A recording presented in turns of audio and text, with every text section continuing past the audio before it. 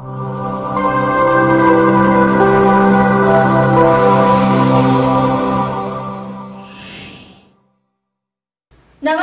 N24 मराठीमध्ये आपलं स्वागत। पाहूयात आजच्या विशेष घडामोडी।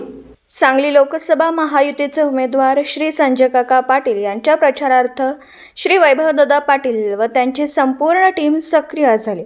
लोकसभा मतदारसंघात उमेदवार आपापल्या परीने रान उठवित असताना विटाचे वैभव पाटील हे श्री संजय काका पाटील यांच्या विजयासाठी वेगवेगळ्या माध्यमातून प्रचार यंत्रणा राबवतात।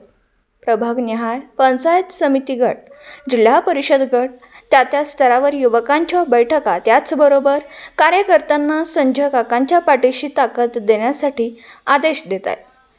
त्याचबरोबर वैभव पाटील यांच्या पत्नी सौ प्रतिभाताई पाटील या सुद्धा संजय काकांच्या पत्नी सौ ज्योती काकी पाटील यांच्यासोबत सहकारी नगरसेवकांच्या टीमने संपूर्ण विटा परिसरात प्रभागनिहाय व खानापूर तालुक्यात वेजेगाव, लेंगरे, पारे, भाळवणी, खानापूर या ठिकाणी महिला मेळावे घेत असलेलं दिसून येतं।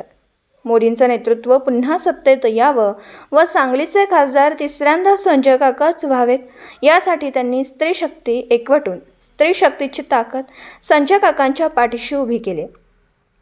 त्यांनी विटा व खानापूर तालुका परिसरात विविध ठिकाणी ज्योतिताईंना सोबत घेऊन सुमारे 2000हून अधिक महिलांपर्यंत काकांचं कमळ हे चिन्ह पोहोचवत खानापूर मतदारसंघातून काकांना निश्चितच विक्रमी मताधिक्य देऊ असं जागोजागी आपल्या मनोगतात व्यक्त केलं। अशा प्रकारे खानापूर मतदारसंघात वैभव पाटील यांची टीम संजय काकांच्या हॅट्रिकीसाठी जोरदार कामाला लागलेली दिसते।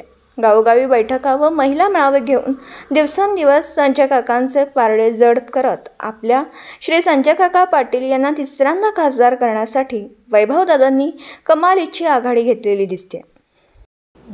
दिवसभरातील घडामोडींचा आढावा घेण्यासाठी पाहत रहा N24 मराठी न्यूज।